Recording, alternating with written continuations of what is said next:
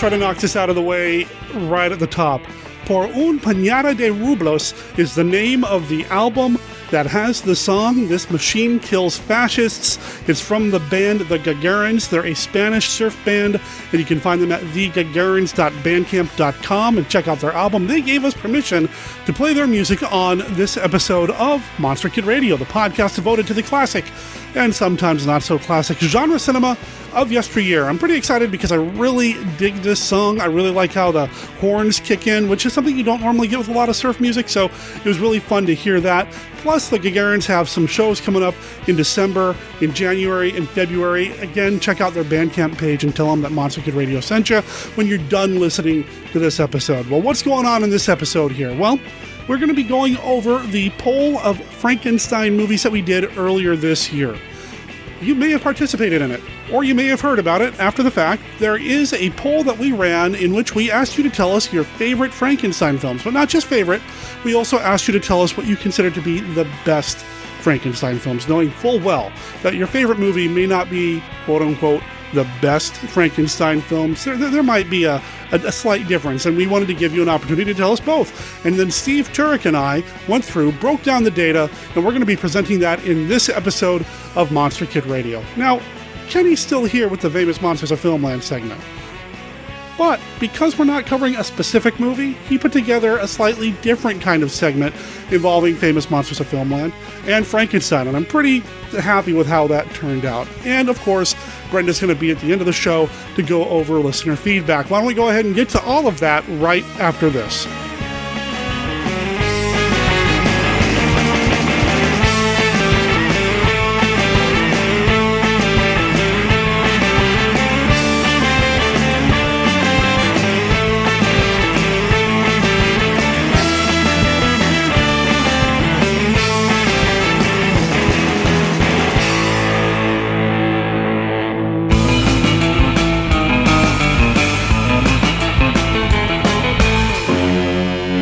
The legend of Frankenstein once again brings terror and nightmare to the screen in Lady Frankenstein.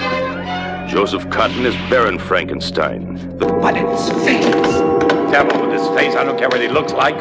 I want him to live. Sarah Bay is Lady Frankenstein. That is what they call your father's life's work, a monster, and they're right. They are not right! She's beautiful, she's evil, and she'll do anything for love. Would you like to have my body bend to you? Would you like to make love to me?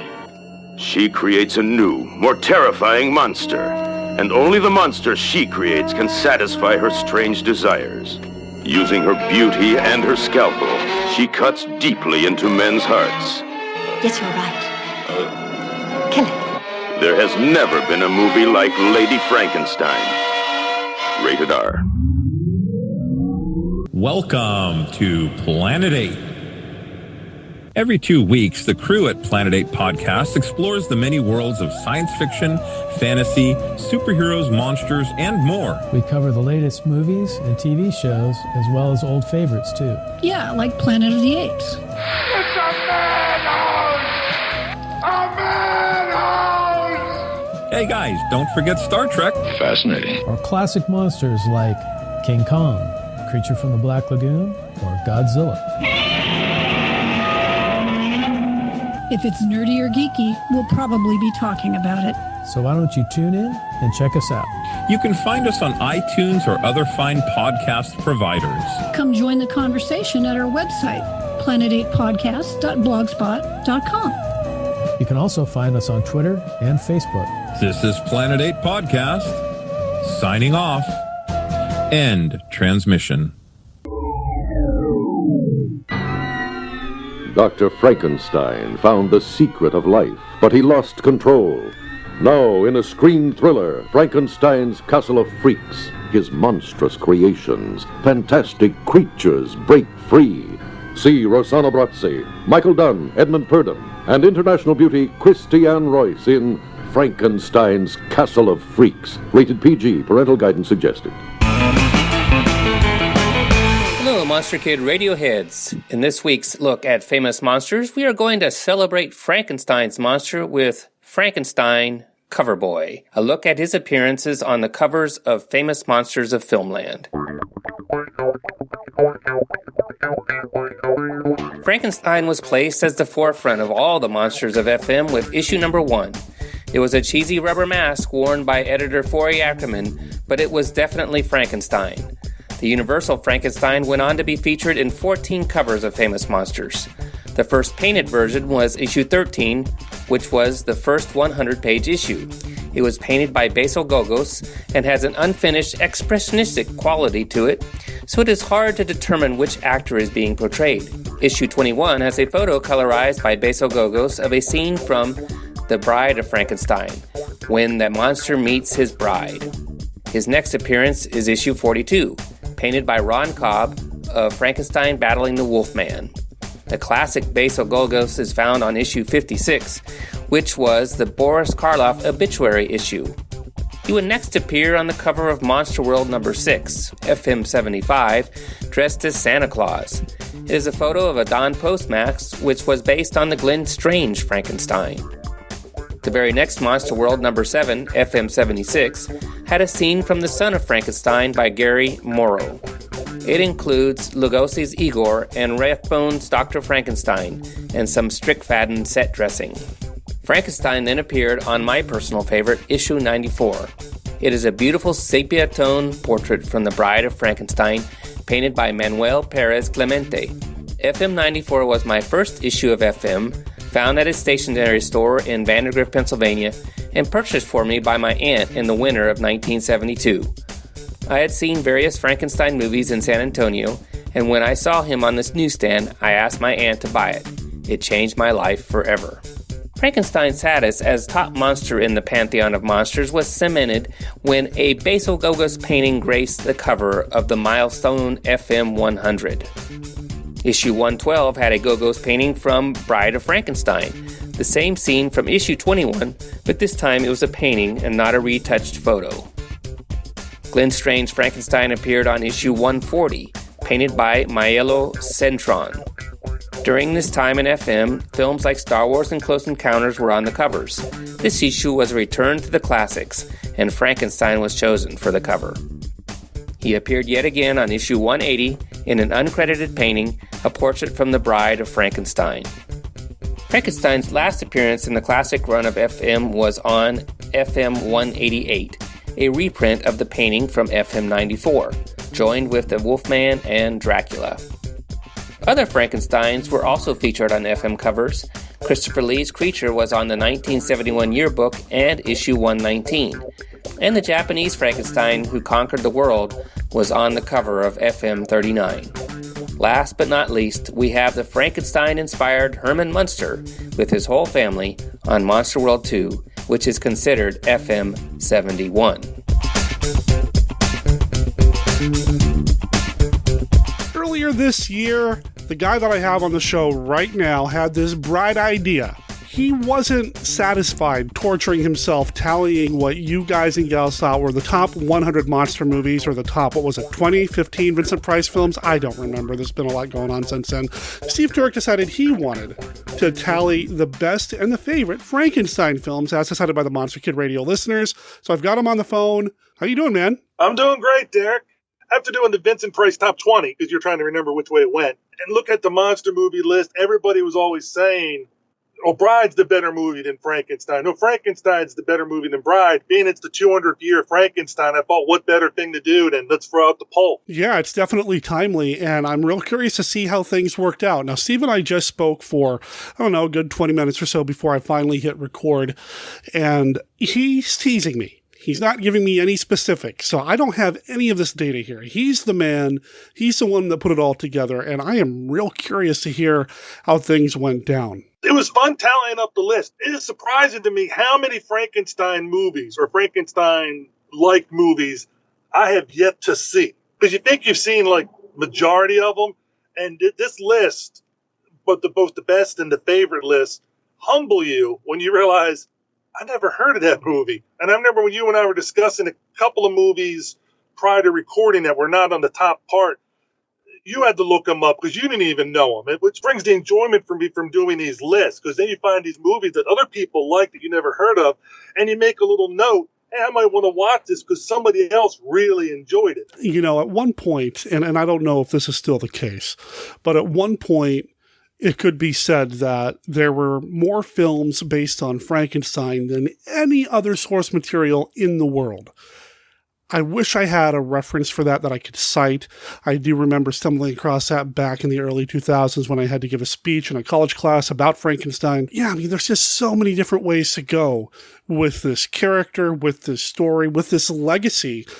People voted for everything from an anime to a Mexican wrestling movie to very low budget affairs too.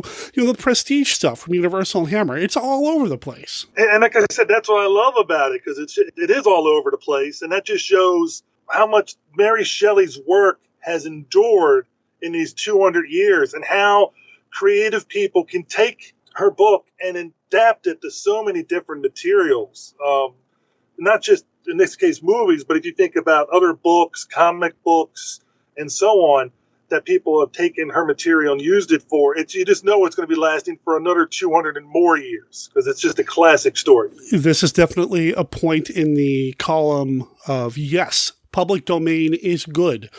Because the story's in the public domain, you get so many different iterations of this, and I mean, people are getting jobs, people are being employed, new stories are being told that are really making people think in different ways.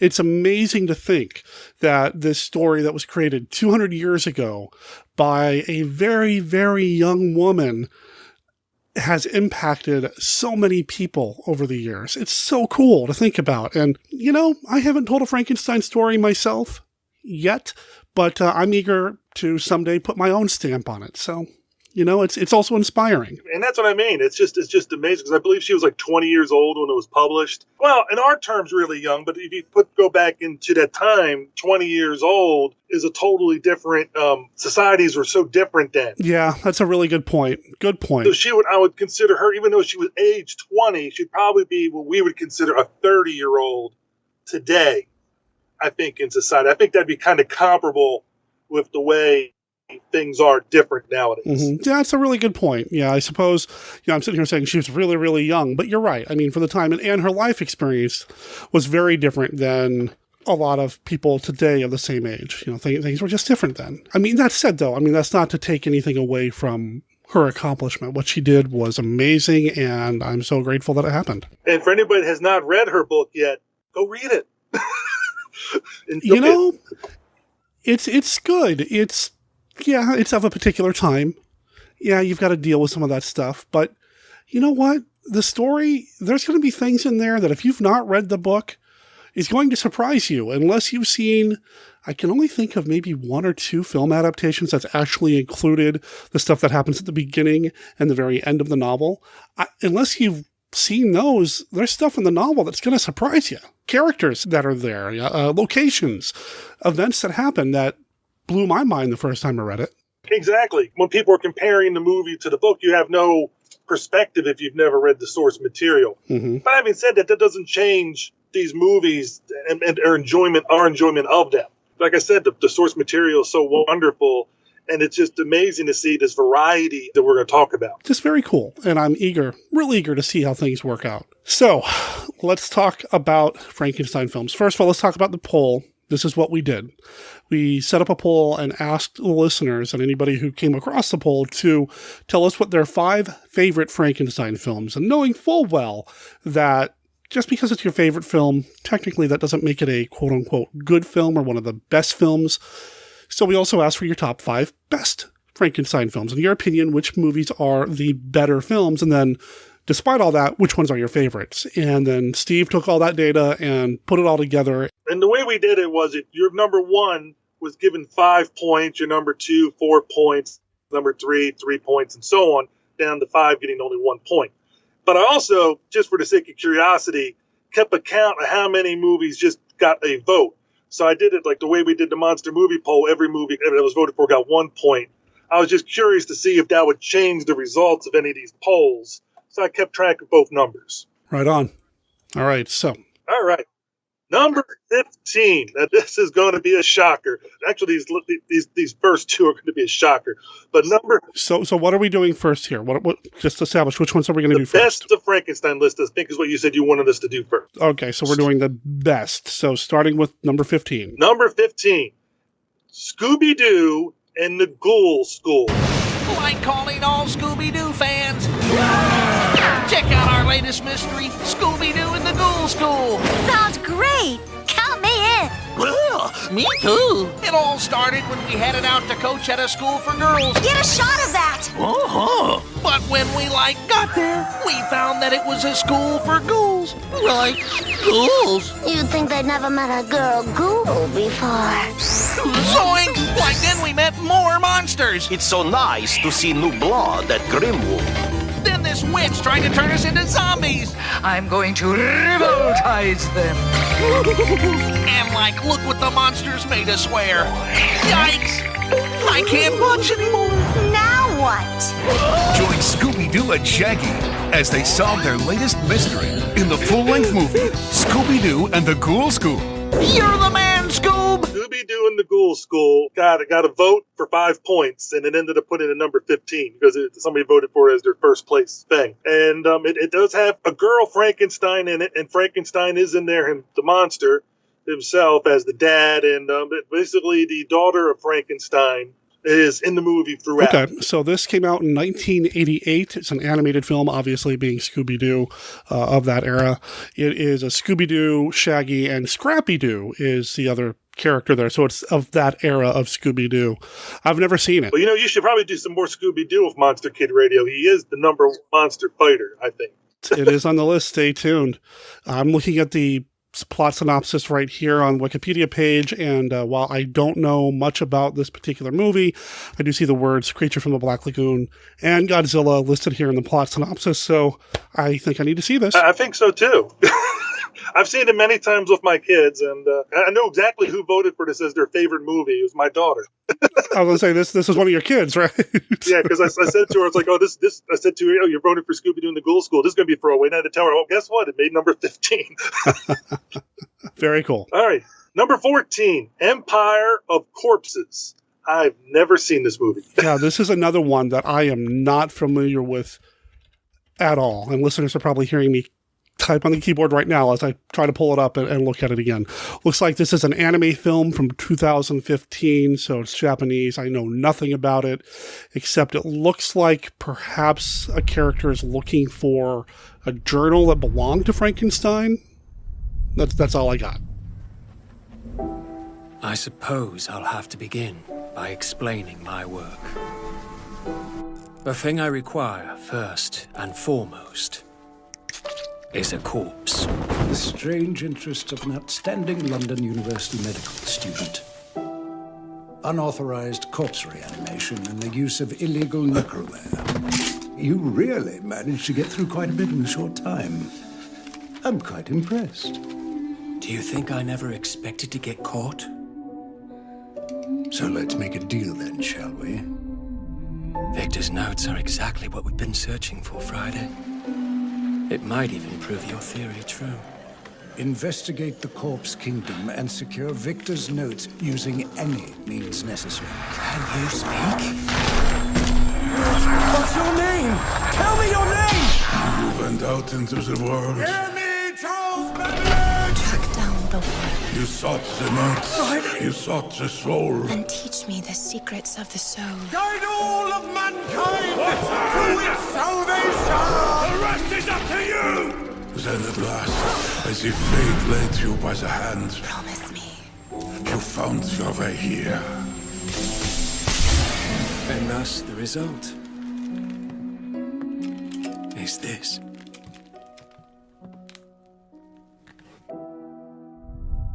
Now, of course, all of your Monster Kid Radio listeners, or the vast majority of them, have no idea what these two movies were. I think the rest of the list, we should be in firm territory for. Okay. I'll still pull it up and we can talk about when it came out and that sort of thing. But I am eager to hear what the rest are now that we're kind of getting into something that I might know something about. Exactly. But it is nice to have, it kind of shows them that diversity that you talked about earlier, anime and animation. Right there is the bottom two of the 15 list. Frankenstein Must Be Destroyed is number 13. Oh, Frankenstein Must Be Destroyed. So this is a Hammer film, obviously. I can transplant his brain. If I don't, it'll die through lack of oxygen. In his nightmare mind, one more horror, one last horrendous act.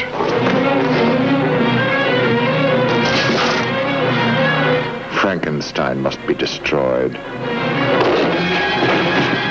God's sake, go away!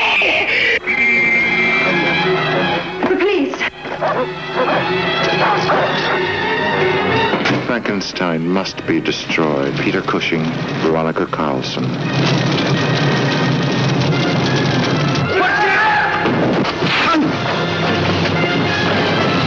Frankenstein must be destroyed. This picture has been rated M, suggested for mature audiences. It got 7 separate votes worth 11 points. 1969, it's my boy Peter Cushing.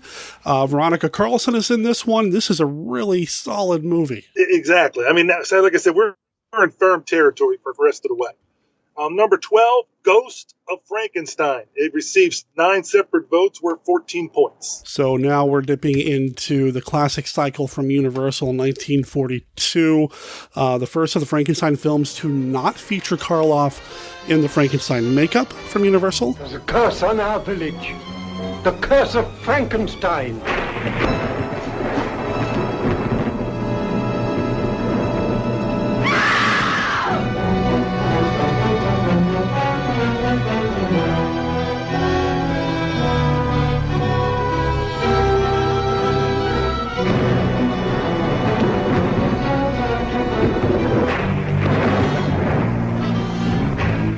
Father was Frankenstein, that your mother was the lightning. The most dreaded creation of man, the monster of Frankenstein, stalks again. Here is a story completely new. Here is drama completely strange, full of weird suspense.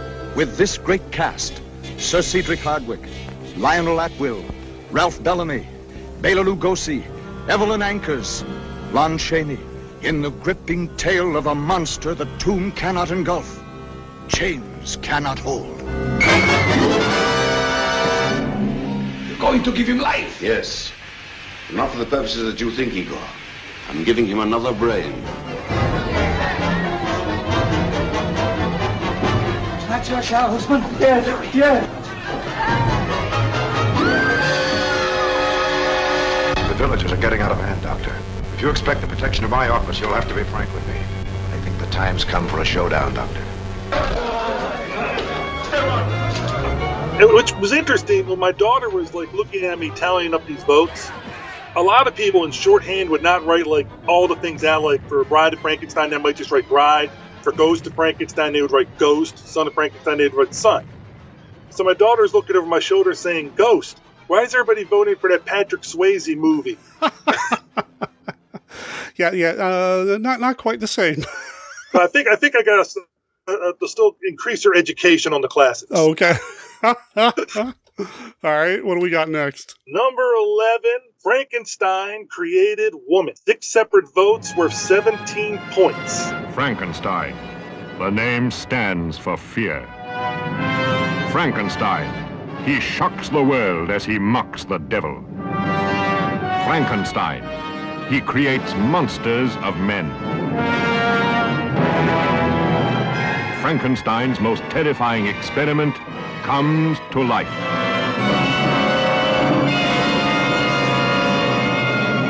Frankenstein created woman. Who am I? Who am I?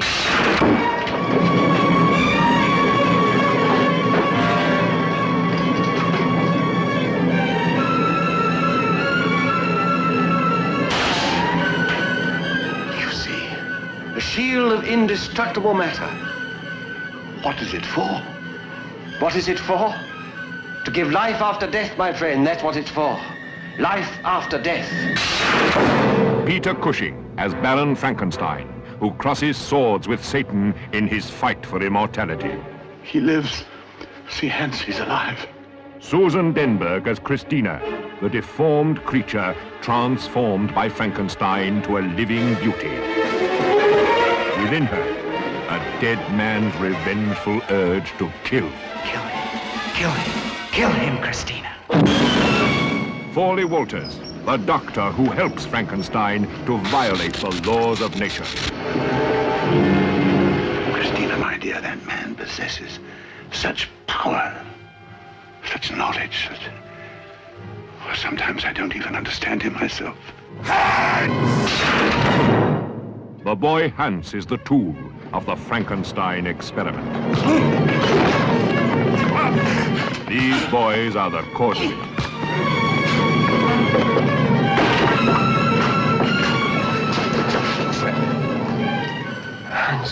Hans. Come back. He's come back from the grave. Somebody's brought him back. So back to Hammer. This was 1967. It came out before Frankenstein Must Be Destroyed. Again, you cannot go wrong with Peter Cushing. I say that all the time. A day doesn't go by that I don't think about how wonderful that man was. Okay, that's a little creepy to say, but I do love Peter Cushing. We all know you're the president of the Peter Cushing fan club in Portland.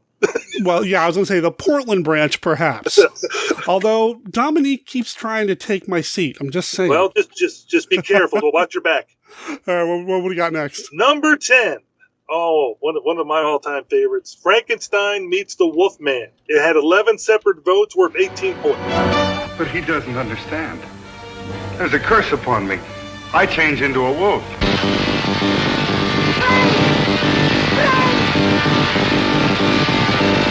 Listen to me, Frank.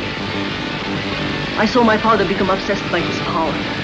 He died a horrible death. There's no need for us all to storm after her. She'll come in if I ask her.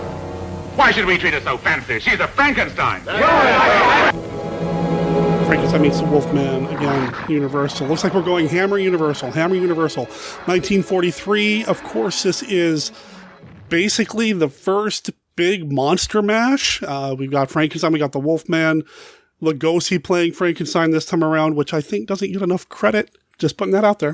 I'm not. Nobody's arguing with you on that one. I mean, it's just, it's a good movie. Number 9, Frankenstein, The True Story. Oh, okay. Mary Shelley's classic novel comes to life in Frankenstein, The True Story. Monday night at 9, 8 Central Time on NBC. 7 separate votes worth 18 points. So basically, Frankenstein Meets the Wolfman was tied with Frankenstein, The True Story. Okay. So we're breaking the Hammer Universal back and forth cycle.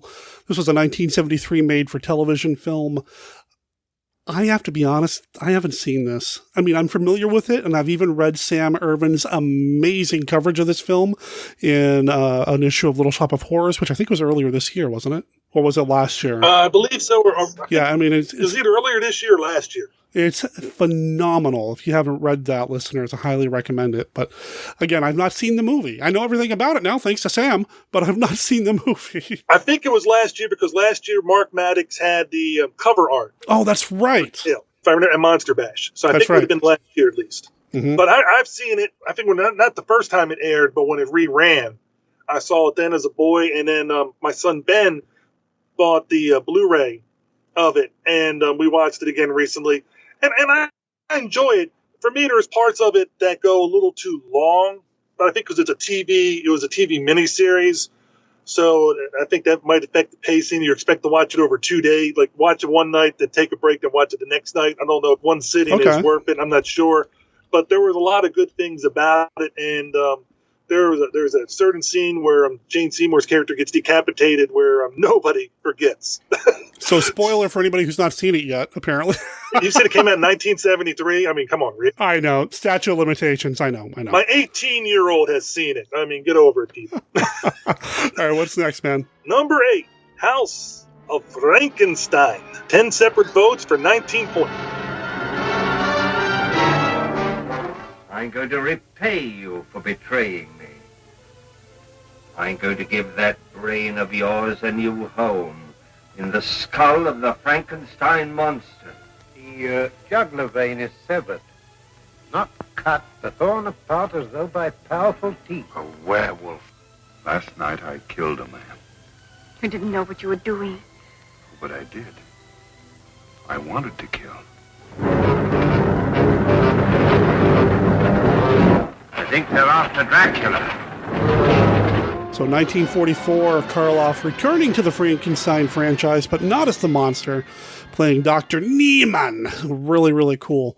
And again, Lon Chaney, of course, is in it, which is awesome. And I think it's the first Glenn Strange appearance as Frankenstein's monster, isn't it? I believe so. I take your word for it. Okay. You're more of the Frankenstein monsters scholar than I am. Let's not get crazy. Well, I got to speak to... I'm just comparing the two of us. Oh, okay. Number 7, Revenge of Frankenstein. Yes. 9 separate votes for 24 points. In the year 1860, I, Baron Frankenstein, was sentenced to death on the guillotine.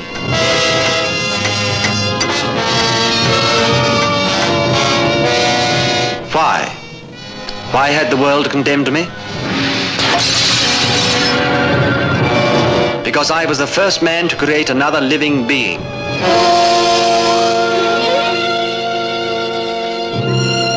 The first unnatural man, but because his brain was affected, because he could not control his animal instincts, he was hunted down and brutally murdered. But I have escaped the guillotine, and I shall avenge the death of my creation.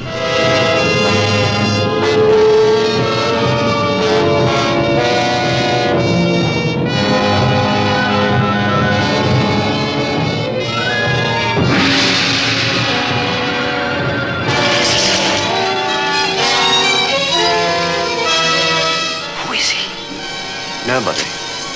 He isn't born yet.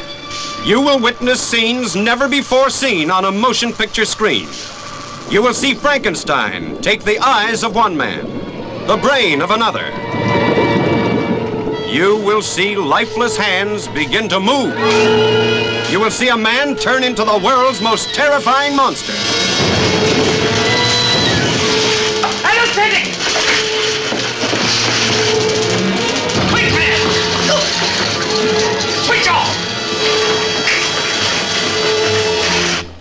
This is one of my favorite sequels of all time, the second Hammer Frankenstein film.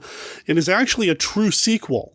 A lot of the Frankenstein films just kind of exist as their own things, but this one picks up almost immediately after the end of the first Frankenstein film from them. And that takes us to number 6. Now, when I voted, I had this film as my number 2 best of. Okay. Abbott and Costello Meet Frankenstein. 16 separate votes for 40 points. I mean, it's just awesome movie. It is. 1948, Lugosi's swan song as Dracula. You know, his return to the franchise and then the end of the franchise, basically. Solid work and the best Abbott and Costello monster movie, I think. I don't think, I'll be willing to bet money it is for most fans. I mean, it's the 70th anniversary, and you talk about a movie that still holds up today. Yeah. For all audiences. To me, it's almost the perfect picture. It's timeless.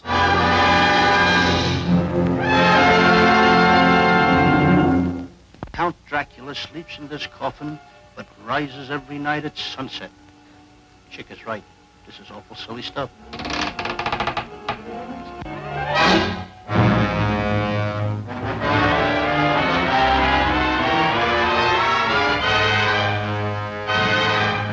Come on, take it all out. No! Look out, Chick! Cover up! What's the matter? Cover up! Wait a minute. The nation's top comics, Abbott and Costello. Petrified, but hilariously. Plus the dangerous and terrifying Wolfman, played by Lon Chaney. Plus that fiend out of a nightmare, the vampire Batman, Count Dracula, played by Bela Lugosi. Plus the most dreaded creature of them all, the Frankenstein monster, played by Glenn Strange. Plus a couple of luscious but designing females in the spookiest laugh fest on record. And that takes us into the top 5. Okay. Which I know everybody's been waiting for, us just rambling on about other movies. All right, what do we got? Number 5. This is the movie I voted for as my top 1. Young Frankenstein. I'm actually surprised that's not higher on the list. 17 separate votes for 42 points. 1974 film, Mel Brooks classic. For my money, probably... You know what? I'm going to say it. It's my favorite Mel Brooks film. Probably because of the Frankenstein stuff. You've got Ken Strickfaden's original Frankenstein equipment in here. I mean, it's awesome. It's coming from the deep, dark recesses of the mind of Mel Brooks. I love him. Young Frankenstein.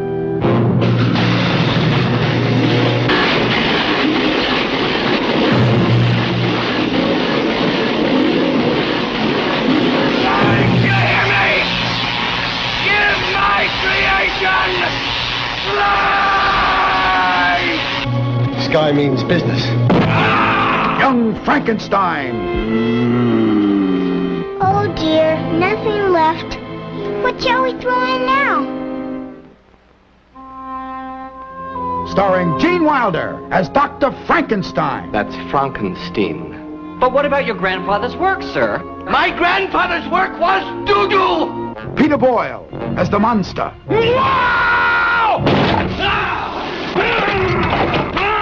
Marty Feldman as Igor. My grandfather used to work for your grandfather.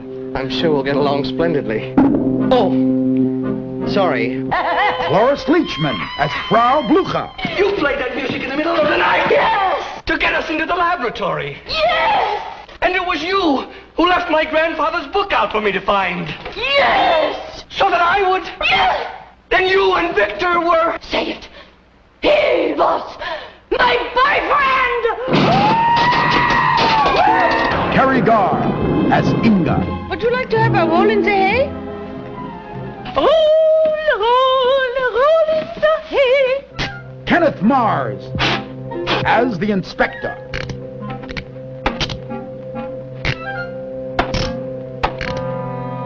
And Madeline Kahn as Elizabeth. Where am I?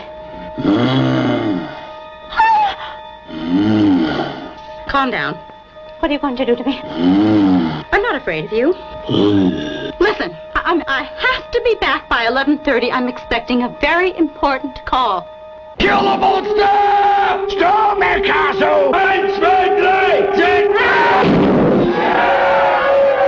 See Mel Brooks' Young Frankenstein. Yes, I think we could all use a good laugh. But don't see it alone. Don't miss Young Frankenstein, personally directed by Mel Blazing Saddles Brooks, in black and white. No offense. I mean, you got Gene Wilder, Peter Boyle, Madeline Kahn, Terry Garr. Oh, my Lord. I'm forgetting a few names. I'm going off the top of my head. I mean, the cast is just... You tell me who you would replace. I actually think you mispronounced the name of the movie, though. Isn't it Young Frankenstein? I was thinking of doing it, but I got conditioned to say Frankenstein after saying all the other movies. It's hard after you say so many times to switch it. What's number 4, man? Number 4, Curse of Frankenstein. 23 separate votes for 57 points. First Frankenstein film from Hammer. Really pretty much what kicked off the gothic horror cycle for Hammer in 1957. And launched two people's careers into the fast lane. Powerhouse team-up of Cushing and Lee. I mean, you just can't go wrong with those two. I mean, after this, you had, the horror of Dracula and then the Mummy? Yeah, and you were just off and running at that point. Awesome movie. Awesome movie. More than 100 years ago, in a mountain village in Switzerland, lived a man whose strange experiments with the dead have since become a legend. A legend that is still told with horror the world over.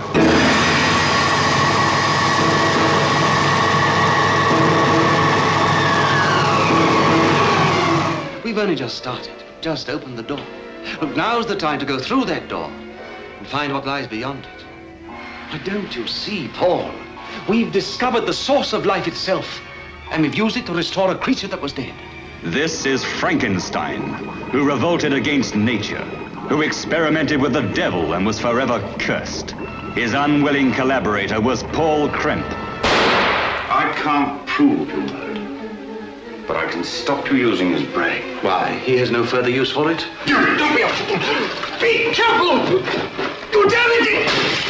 Only 2 women ever entered this house of evil. Elizabeth, come back!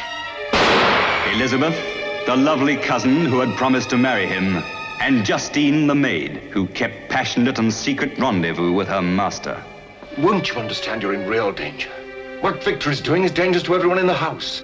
Now, you cannot possibly conceive what dreadful thing he's planning to do. What are you trying to tell me, Paul? That Victor's wicked? Insane? Wicked, insane, evil. Call Frankenstein what you will. A demon had made a man-made monster. And now, the monster was the master. Paul, what are you going to do? For your sake and to protect Elizabeth, I've so far kept silent. But now I shall go to the authorities and have them destroy that creature. And see that you pay for these atrocities. Number 3, Son of Frankenstein. 30 separate votes for 76 points. 1939, the third Universal Frankenstein offering, and I'd like to take a moment to just give a shout-out to my man Tom Doffel, who just watched this movie for the first time and told me repeatedly how much he loved it. Tom is also the man who's responsible for maintaining the Monster Kid Radio mother box, the computer that we use here to produce the show. So just shout out to Tom, because he loves this movie. I love this movie. Lugosi is Igor. I mean, really established the hunchback assistant stereotype at this point. It's just a phenomenal film. 20 years ago, in the barony of Frankenstein, a monster created by man stalked through the country, maiming and killing. In time, Frankenstein, maker of the monster, died. The monster disappeared. Now, after 20 years, the son of Frankenstein returns. And fear grips the village anew. A man tainted by the blood of his father can forget his human soul and carry on the diabolical work of the Frankenstein. As a man, I should destroy him. But as a scientist, I should do everything in my power to bring him back to conscious life. Benson, turn on the generator. Produced on a vast scale, Universal Son of Frankenstein presents the most fearsome cast in the history of the screen. Basil Rathbone. In his heart, warm human emotions. In his mind, the monster mania. It's alive. Alive, you mean? Yes, alive, But alive. I thought you said our experiments I know. I too thought we failed, but we haven't. I've actually seen it walk. Karloff, rising from the past to spread new terror. Lugosi, sinister, mysterious, evil. You see that? They hanged me once. Lionel Atwill, grim hatred in his blood. One doesn't easily forget, Herr Baron. An arm torn out of the roots. Josephine Hutchinson, her young beauty a magnet to the menace around her. I hate it here, Wolf. I'm terribly afraid all the time.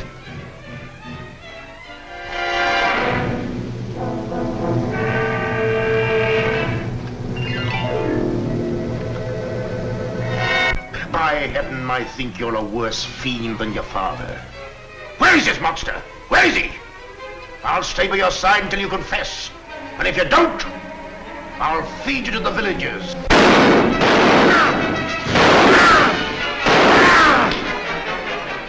Now, Derek, there's 2 movies left. And you know, and I know, and probably all your listeners know what these 2 movies have to be. So we got Frankenstein and Bride of Frankenstein sitting here. Which one is going to come out on top? I suspect I know. Throw out your guess. You got a 50-50 shot. I think Frankenstein's going to come in number 2 and Bride's going to come in number 1. And you are correct, Derek. Frankenstein, 1931. I want to be clear because there are multiple Frankenstein movies in different years. True, very true. Frankenstein, 1931, had 47 votes. Now remember that, 47 separate votes for a total of 196 points.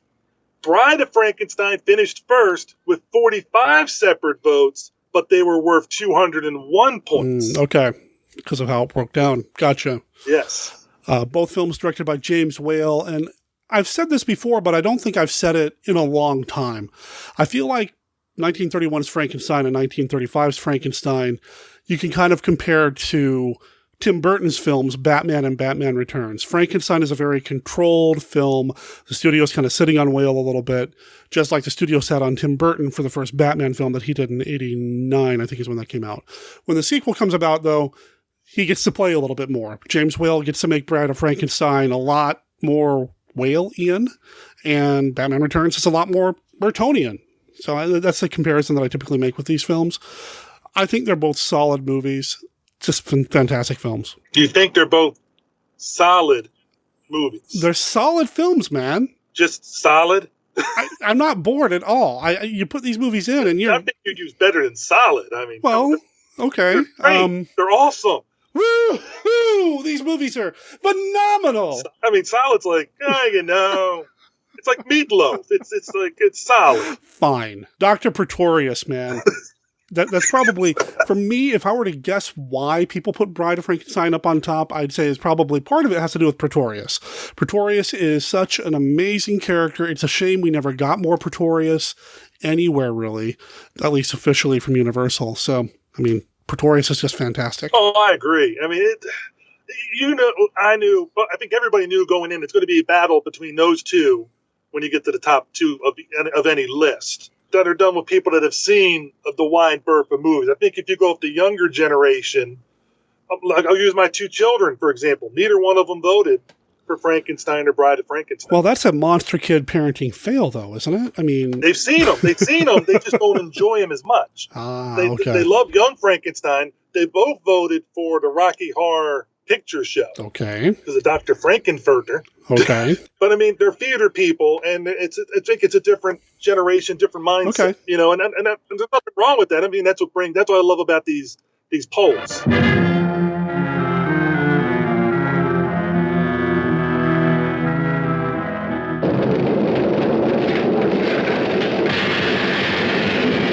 It's alive!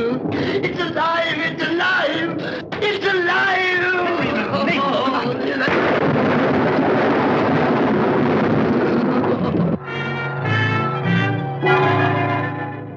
When this dead hand moves, the monster created by a man they called Mad is turned loose to strike terror into the hearts of men.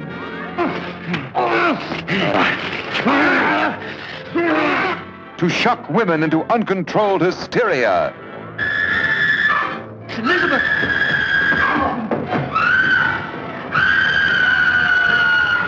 To prey upon the innocence of children. This is the story you've heard about, talked about. The spine-tingling, blood-chilling story that stuns your emotions.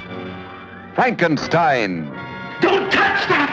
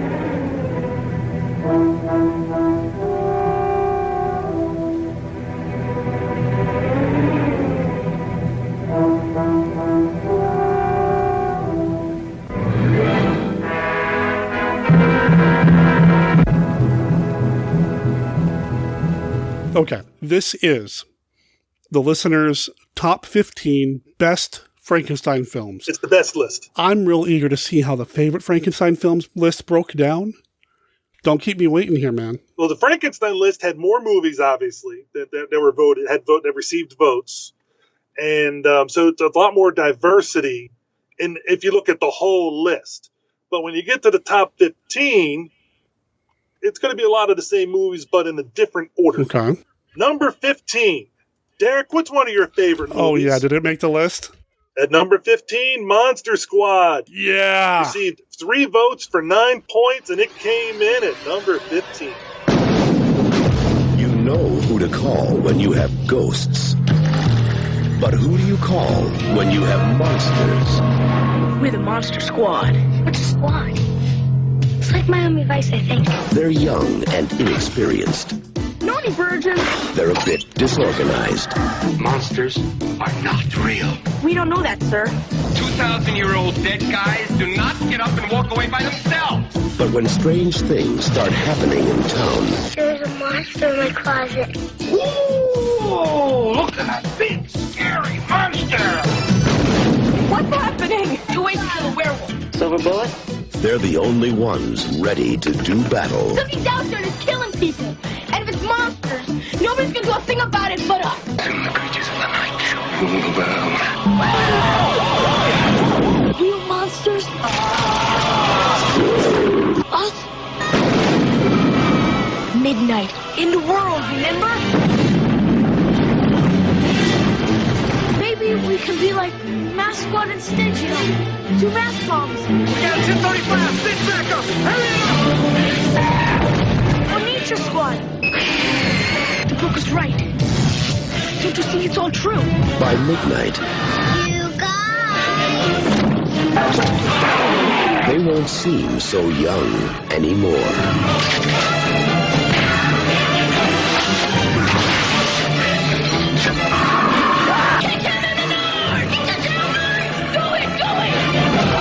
The Monster Squad. Wolfman's gone mad.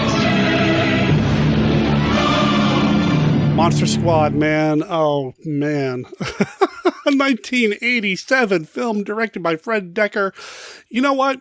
This is one of my favorite films, but not because of the Frankenstein. I love this movie because of the Dracula and everything else going on. Frankenstein's okay, but, you know. Hey, we never said he had to be the star of the movie. He had to be in the film, and it didn't even have to be the Frankenstein monster in the film. It could be Dr. Frankenstein in the film. That's true. He just had to be in the film. Number 14, Revenge of Frankenstein. Received 6 votes for 11 points. Excellent. I already mentioned that. Again, an incredible sequel carrying on the story of Frankenstein from Hammer. Yes. Number 13, Ghost of Frankenstein. Received 4 separate votes for 14 points. Okay. Now here's a new movie. Number 12, Frankenstein Conquers the World. 4 votes, 14 points. It's one of my favorites. I voted for it. Here are the 7 wonders of the world rolled into one fantastic adventure. Frankenstein, born again to rule in terror, a monster unleashed to conquer all who stand in his destructive path. Frankenstein conquers the world. Spreading panic as millions flee his vengeance. Frankenstein towering over cities, defying the force of armies, the might of navies, and the fury of jets. Frankenstein, a name never equaled in the annals of terror. Frankenstein conquers the world. Stars Nick Adams as the American scientist versus Frankenstein incarnate. With the strength of 1,000 men, a phenomenon such as never seen before. See Frankenstein Conquers the World, astounding on the giant screen, in color scope from American International Pictures. Frankenstein Conquers the World is an offering from Toho from 1965. It's a kaiju film. And, you know, regardless of what your feeling is about giant rubber-suited monster movies, the very beginning of the film is enough to get you hooked. You've got the Japanese, you've got the Nazi scientists who have the heart of the Frankenstein's monster. I mean, just a setup like that. It's amazing. And it's got Nick Adams, my man. Once you have the giant monsters, you have Nick Adams. I mean, you have a Toho classic just rolling off the, rolling right out right there. Exactly. You can't top it. Well, 11 movies did. Well, I mean, I know what you meant. I'm a Toho man, as you well know. You know what I meant. Okay, number 11, Frankenstein, The True Story, had 6 separate votes for 16 points. I wonder, and like I said, I've not watched it. All I've done is read Sam's article or coverage on it. Gosh, I don't want to question the listeners, but is it something I need to see right away? I think you should watch it, and I think you should maybe reach out to Sam Irvin. See if he can come on and do an episode with you where you two discuss the movie. You've seen it for the first time, and him obviously being an authority on it. That'd be an interesting episode. Yeah, okay. I'll add it to the list. Your list, it's like, I don't know if you're ever going to live long enough to get rid of this list. Well, this is true. Which is always a good list to have. All right, number 10, Frankenstein Created Woman received 9 votes for 21 points. Excellent. Number 9, Frankenstein Must Be Destroyed. 9 votes, 26 points. Okay. Number 8, House of Frankenstein. 10 votes, 28 points. Okay.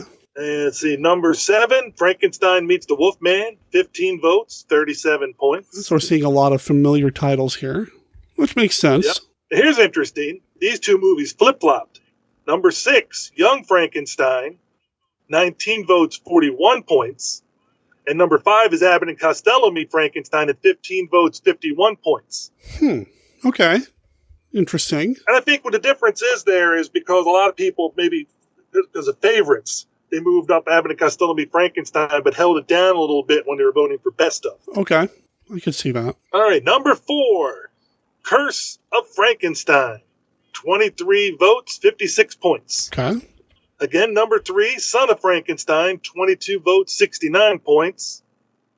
And which brings us down to our familiar final 2. So one of them's Dracula versus Frankenstein. 2 people actually voted for that movie. Those idiots. I don't know. I think we should ban them from polls. For listeners that are wondering, that would be Derek and I. We both voted for it. But hey, 2 people also voted for Frankenhooker. You know what? Okay, I got nothing. So I got nothing either. I'm just saying. It's a favorite list. Hey. I mean, I'm just surprised, to be honest with you, that Jesse James Meet Frankenstein daughter received no vote. I thought for sure that I was going to get a vote. Oh, well. All right, but number 2 this time is Bride of Frankenstein. 37 total votes for 141 points, which puts Frankenstein, 1931, at 43 votes and 171 points. And it makes sense. I mean, it really makes sense, I think. And in both polls, I mean, if we did not have the point system, in both polls, Frankenstein 1931 would have finished first because it had more individual votes. Gotcha. But it was because a lot more people in the best of voted for Bride of Frankenstein as number 1 and ended up getting more points than Frankenstein. Right. So it's interesting when you break it down and you look at the numbers. That's why I was keeping it both ways. I was kind of, this is interesting. By doing it this way, it flipped the top 2. Very cool. Very, very cool. Well, I like this list, and I will be putting a YouTube video together in the near future, kind of like how I did with the top Vincent Price films a while back. And listeners, you're subscribed to the Monster Kid Radio on YouTube channel, right? Right? I am. I don't know why they're not. Oh, that might be it. Maybe you ruined it. I don't know. They don't know I'm on it and are watching your videos. No, I will be putting a video together. And of course, Steve, thanks for doing this. Listeners, do you want to hear more polls? Do you want to do more polls? Maybe next year we can see if there's any movie that has an anniversary coming up. Or maybe we'll just do Dracula because, I mean, we did Frankenstein. Why don't we do Dracula next? We'll see. We'll talk. Steve and I will talk a little bit more about it, but I want to hear what you guys and gals think. Drop me a line. Let me know. What movies like Dracula or Wolfman or Hammer movies or Toho movies or Godzilla, whatever type, give us some ideas of where you'd want us to go. I wonder if maybe Hammer might be something we want to start focusing on since next year is the premiere of House of the Gorgon. Well, maybe we can tie Hammer in with the Monster Bash, like we did with Vincent Price. There we go. So at least you can expect a Hammer poll of some sort. At least that will be happening next year. Oh, that's going to be interesting. Curse of Frankenstein, Horror of Dracula, The Mummy, oh my lord, The 7 Golden Vampires. And of course, I know it's going to be number 1 in Hammer Horror. And you do too. Captain Kronos. For dear life, hold on to your blood. Because your blood is their life. Because your nightmare is their reality. They are history's deadliest vampires, creating the panic only one man can stop. Captain Kronos, vampire hunter, with death at every doorway, trembling in every heart. Now, the terror must be challenged. Who lives to destroy the curse? Kill me! Kill me! Who duels to battle the undead? Her youth will pulse through your veins, my darling. Who dares to bleed the bloodthirsty? Yes, you bleed, my lord.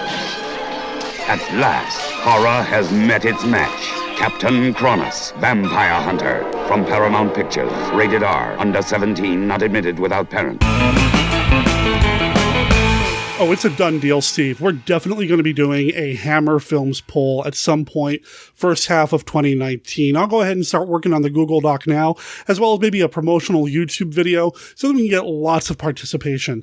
I was really happy with how the Frankenstein poll turned out in terms of participation, the number of votes we got, and I really liked the way Steve broke it down by points, and just kind of a fascinating way to look at the data. I will be taking that data and putting it into a YouTube video, probably within the next couple of weeks, so stay tuned for that. Again, Steve, thank you so much for doing this. Really appreciate it. And listeners, this isn't the last time you're going to hear Steve this year. Steve Turek and I did talk about something that will come up in next month's Monster Kid Radio episodes. Thanks again, Steve. They have never lived before as they live now. One man has already died. The other was never born. Both exist in a world between life and death. Both long to be human. Neither can ever be. Dracula versus Frankenstein. 10 dead men's bodies were used to fashion Dr. Frankenstein's infamous creature. Tens of dozens of victims have kept Count Dracula alive for 3 centuries. Only one of these beings will survive their meeting.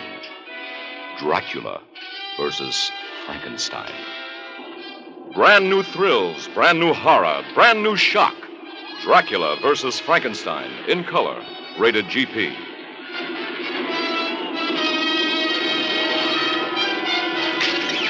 How do you do? We're about to unfold the story of Frankenstein. This is Tom Lang. And this is Bill Evenson. And we're the hosts of a new podcast called Frankenstein Minute. That's right, we've taken the classic Universal Studios Frankenstein films and broken them down minute by minute. And each episode, we're going to dissect 1 minute of Frankenstein. We'll talk about Colin Clive, who played Henry Frankenstein. Dwight Fry, his hunchbacked assistant. May Clark, Henry's fiancée. And of course, don't forget that monster played by the enigmatic question mark. We'll also talk about the director James Whale and the fascinating flourishes he brought to the picture. And Mrs. Percy B. Shelley, Mary, of course, the author of the original novel on which the film was based, and the difference between the novel and the film. This really is a classic film, the one that many point to as the one that started it all. Dracula? Sure. But, seriously, 1 minute a week? How long is Frankenstein? Frankenstein is 71 minutes. Are you sure we can keep this going for 71 weeks? Oh, sure, no problem. I mean, this is Frankenstein we're talking about, not Dracula. Good point.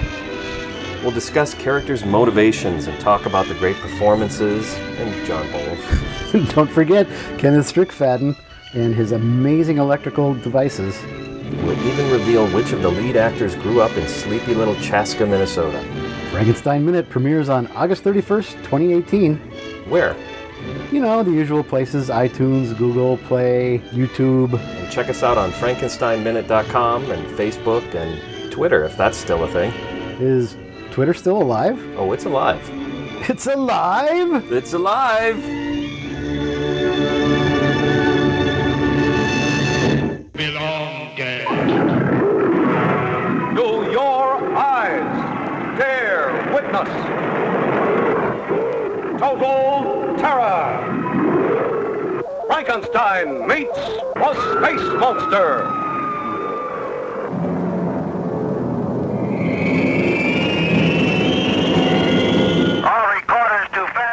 This is it. For the first time on the screen, America's missile might mobilized against annihilating invaders from outer space. We have come here to this planet for one purpose only, to acquire breeding stock to repopulate our planet. See the kidnapping of the Earth Maidens for the love-starved slaves of the sterile planet. Very good. We have done well, Nadia. I am pleased, Princess. You are satisfied. I will be satisfied when we have enough more like her to commence phase 3.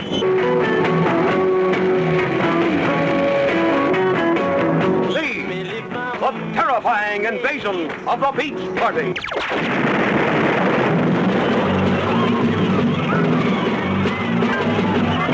See a United States astro robot become a creature of death.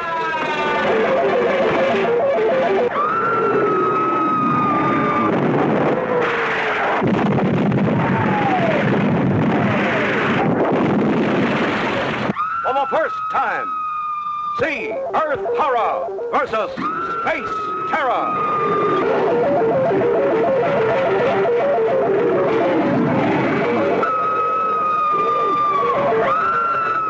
See Frankenstein meets the Space Monster in Futurama. Hello. Oh, did you hit start? Yes. Okay. Feedback time. Got 2 emails that we're going to go through with Brenda. Mm-hmm. How you doing?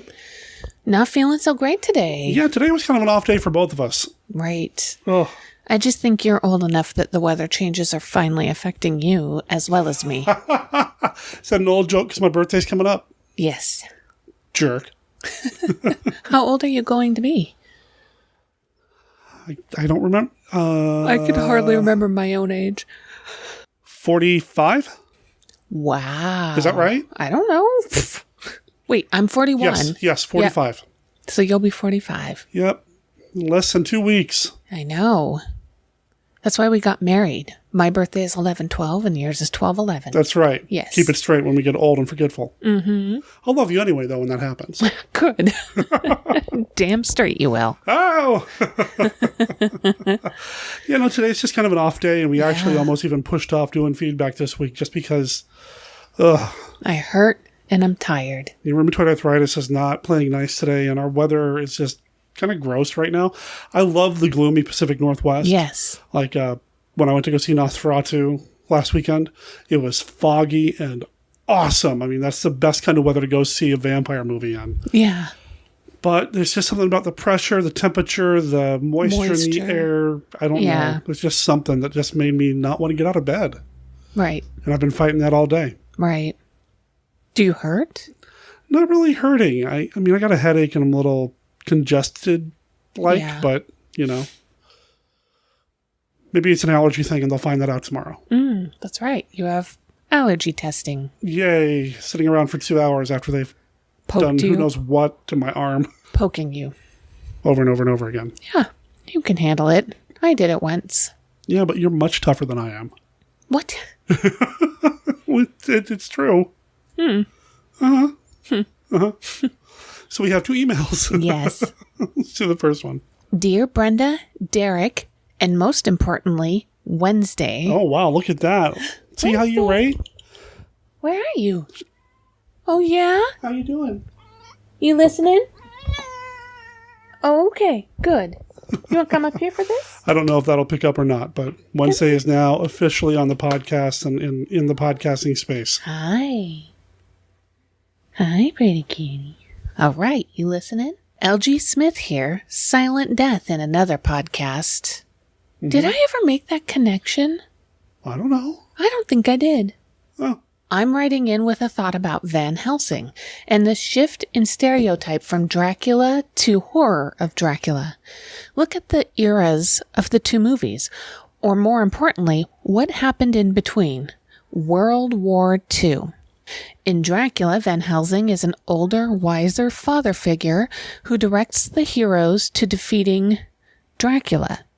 This is more in keeping with the novel. Doctors of this era were considered older, sage-like figures. World War II changed the world, and many men were thrust into roles that changed everything. In Horror of Dracula, Van Helsing is not an old man, but one in the prime of his life. This man, much like the actor playing him and those in the audience, had seen and done things the previous generation couldn't have imagined. He couldn't be a passive advisor, but a man of action. Yours, Larry. That makes a lot of sense. It does make a heck of a lot of sense. I know that both World Wars had a massive impact on art, and World War II in particular, huge impact on the horror genre. Well, World War I too, but I guess you see it a lot more with the monster movies and the horror movies. And he's right, man. Man of action, going and doing stuff. Well, and your audiences are different. They've been through some stuff, and most of it is loss and pain and... Well, that and the demographics are different too, I think. The older professorial Van Helsing was in the 30s when a lot of kids weren't going to the movies. It was an older audience. Oh. And Horror of Dracula, Cushing's Van Helsing is in the 50s. So the audience is different.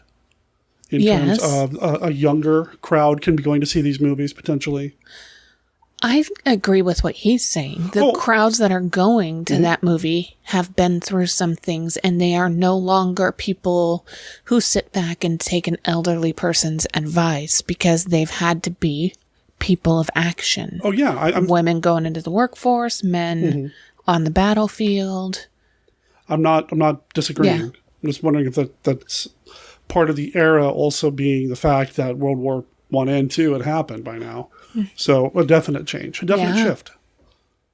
Good point. Hi, Derek. Hi. I had my father staying with us recently, and when he suggested we put on a Hammer film for Halloween, I went to my inevitable first choice, Horror of Dracula. So when you and Stephen Lee discussed the same motherlode of Hammer horror in last week's excellent MKR episode, I couldn't resist sending in some feedback. In fact, I'd like to offer my own brief Classic 5 observations about this wonderful film, which I've seen so many times, but always find more to enjoy. Right on. Let's do it. Drac, which is card backwards. Which is awesome, by the way. Number 1. To me, Horror of Dracula feels like a lavish pilot episode of a very successful, if delayed, series. And, like many pilots, there are fundamental differences from the episodes which follow. The biggest for me being the monotone attired Dracula we see here. The signature scarlet-lined cloak, which is so much a part of the Count's striking image in every other film, has to wait another 8 years to appear. Drac number 2. Although we'll never see the Count looking as youthful as this again, Lee is also given a dusting of silver in his hair in his initial scenes. It's an arresting look and a subtle nod to the original novel, which presents him as aging in reverse throughout the story. Drac was the original Benjamin Button.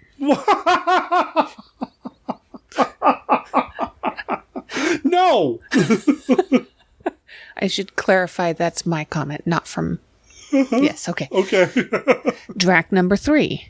Explicit sexuality was to come later in Hammer's productions, but the implied eroticism in this film is surprisingly pervasive. Carol Marsh's Lucy, opening her bedroom doors and waiting for the Count to appear, is not only intolerably tense, thanks to James Bernard's inexorable score, but also plays like a liaison scene from some twisted version of Romeo and Juliet. Best of all, though, is the expression on Melissa Stribling's face. And I don't know if it's Stribling or Stribling. Melissa S. Is the expression on Melissa Stribling,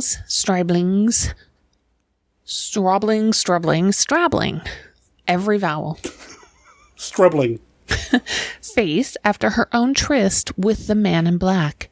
Through nothing but perfectly pitched facial acting, we just know that Mina has had the night of her life, and it's little wonder Terence Fisher is rumored to have kept a photograph from this scene. Drac number 4. A surprising foreshadowing of the 80s slasher films, the call is coming from inside the house? Try The Count is Sleeping in Your Own Cellar, Arthur Holmwood. Over my head. I didn't even know how to pitch things in that because I have no idea what's being talked about. Do you want to try it again? What would I say? The call is coming from inside the house? No. Try The Count is Sleeping in Your Own Cellar, Arthur Holmwood. I think that's the take. Oh, I think fine. you should play it off as if that's me. It's just cut your voice in. Uh-huh. Nobody will know. Yeah. And finally, Drac number 5.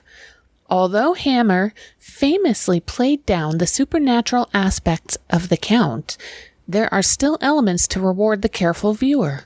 Dracula snatching up Harker's heavy travel bag as if it weighs nothing is fun, but listen carefully whenever Lee ascends that beautiful staircase, particularly in the final sequence. Van Helsing clatters noisily up those stairs in desperate pursuit of Dracula, who has only seconds earlier swept up to the landing in complete silence, like some huge malevolent shadow. It's subtle and creepy as heck. And my father's assessment of the film, his highest possible accolade. That was all right. Thanks for indulging me and keeping up the amazing work, Derek. I'm loving the current format of MKR, starting with Kenny's brilliant Famous Monsters report on the relevant film and ending with the high priestess of feedback, Brenda, joining you for your adorable back and forth. It's the highlight of every Monster Kids week. Best wishes to you both and kitties from the future, Al.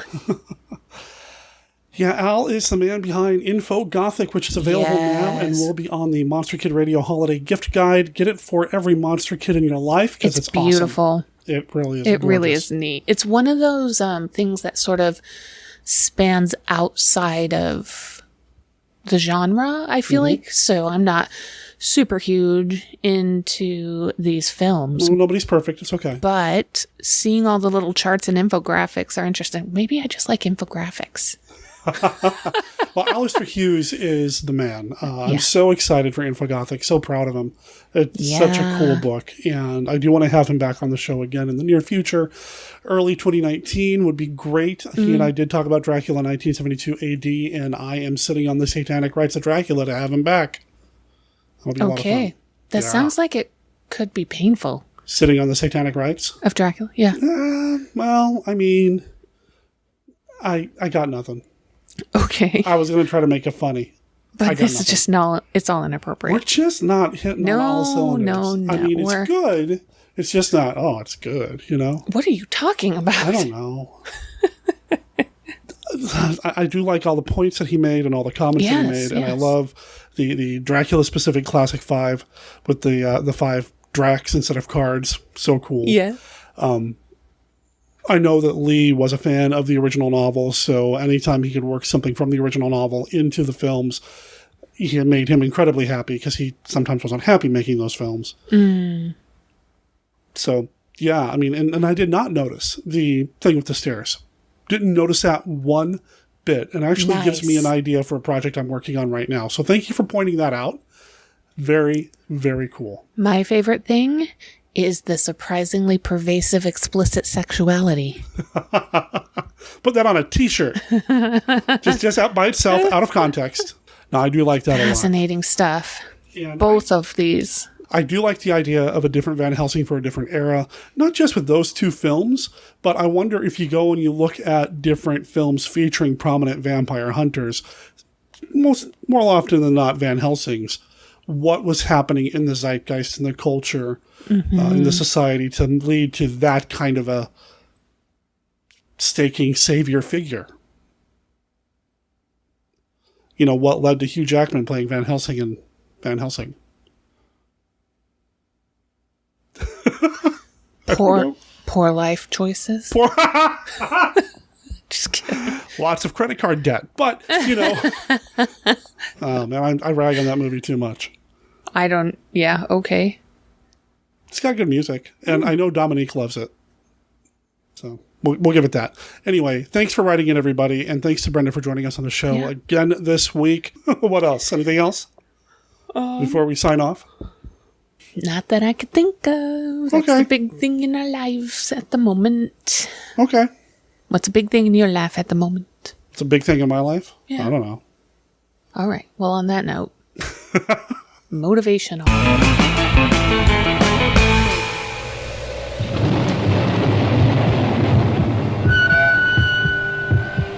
behind this gate, cut off from the world of reality, lurks a world of madness, a world filled with brutality, a world of Frankensteins.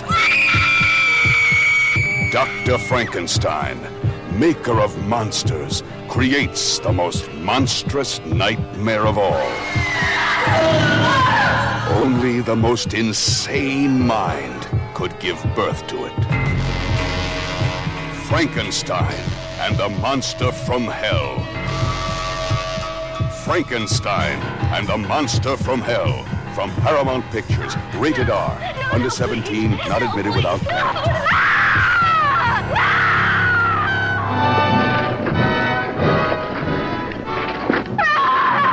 The one, the only, King of Monsters, brings you the demon of the atomic age. Boris Karloff as Frankenstein, 1970, carrying on the hideous experiments of his infamous ancestor.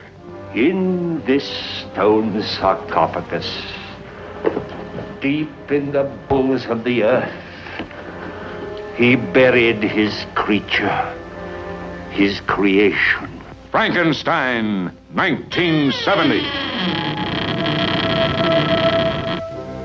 In the hell pit of his centuries-old castle, he perverts the terrifying wonders of nuclear science.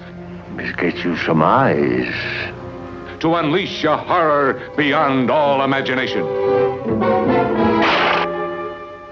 What kind of dealings do you have with the director of the morgue?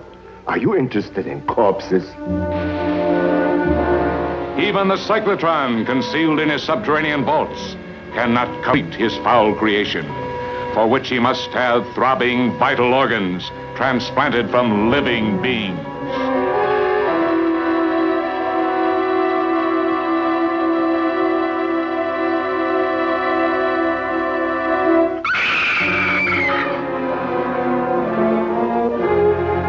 Two people are missing, and I want to know why they haven't come back. Mr. Rowe, I imagine, would have us suspect foul play. Boris Karloff as Frankenstein, 1970.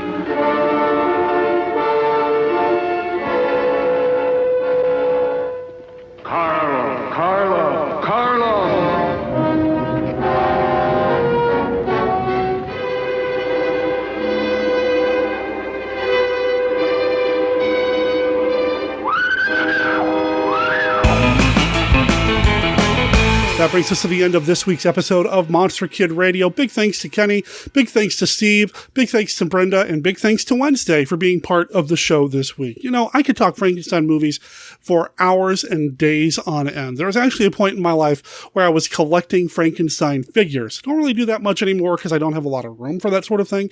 You know, I'm going to watch me a Frankenstein film if given the choice between Frankenstein and any other monster movie out there. Well, okay, let's not count Creature from the Black Lagoon, but I love me some Frankenstein, and I tried to play nothing but Frankenstein-styled movie trailers in this episode of Monster Kid Radio, just because I wanted to keep that Frankenstein thing going. I did play that trailer for Captain Kronos just because I thought it was funny, but for the most part, you've heard nothing but Frankenstein in this episode of the show. Because of that, I didn't really talk too much about the screening of Nosferatu that I went to, but I'll go ahead and I'll mention it now. Big thanks to Chris McMillan for joining me when we were at Nosferatu. It was so cool. Plus, we met up with Charles Babbage, who is a regular listener of the show. And Charles, we are going to have you on the show next year. Listeners, Charles and I have been trying to make that happen. We'll start a conversation on Facebook, and then one of us gets busy with life and other projects, and then the conversation kind of stalls, and then a few months later, one of us writes back, it's like, oh yeah, we need to make that happen, and then the same thing happens again. It's a vicious cycle. Well, we're committed now. We have a couple of movies in mind, and you know what? I'm just going to say it here. I'm going to say it now. I'm going to commit to it, so it will happen. Charles and I, at some point next year, will be talking about the classic silent film, Metropolis. That's going to be a real treat. So anyway, Charles was cool to hang out with as well. Chris was awesome. Nosferatu was a sold-out audience, and it was amazing. I'd venture to say I had more fun at Nosferatu than I did at Phantom of the Opera. Just the whole experience was just cool, man. Plus, we didn't have a lot of the people in the audience that were kind of yucking it up a little bit. Not that you had a lot of it with Phantom, but, Nosferatu was a blast. Okay, back on the Frankenstein path. If you look at the episode cover art of this episode of Monster Kid Radio, yes, that's a young Derek dressed up as Frankenstein's monster. It's a picture that every time I have it up on my computer screen, my wife typically comments on it, how happy I look wearing the Frankenstein getup. And yeah, that was many, many moons ago. I think I've used that artwork on the website before, or maybe even for cover art before. I don't remember when that was, but I do remember making the headpiece, the flat top piece, out of the interior piece of like a hard baseball hat, the helmets that catchers wear, that sort of thing. I took the straps out of that and then built up the Frankenstein headpiece with plaster strips and then carved in the scar and then painted it green with the red in the scar and that sort of thing. And we put a wig on the top of it. And I mean, that was my piece. We also borrowed some child's football pads to bulk up my shoulders, and then my mom helped with the costuming part. If I were to dress up as another monster at some point for whatever reason, I'd love to try to pull off a Frankenstein. There's just something iconic about the Karloff Frankenstein, the Christopher Lee Frankenstein.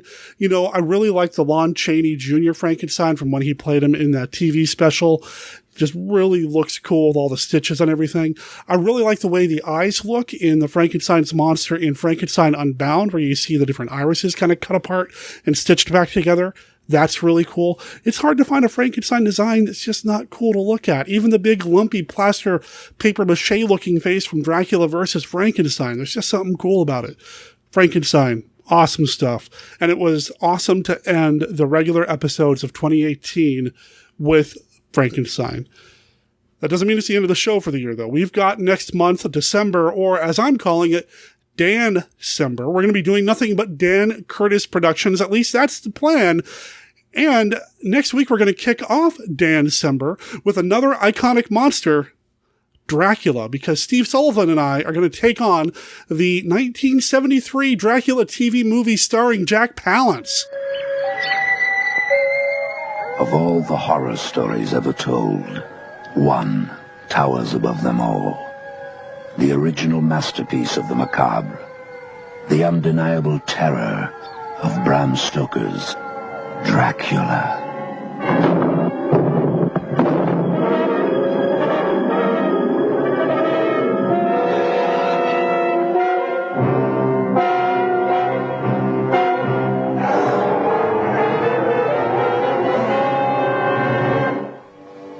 Who are you? What do you want? An evil that spreads its shadow of darkness across Europe to Victorian England.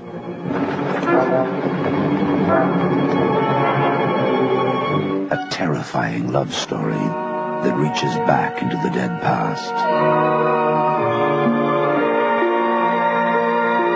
A nightmare that stalks through the centuries to embrace the living.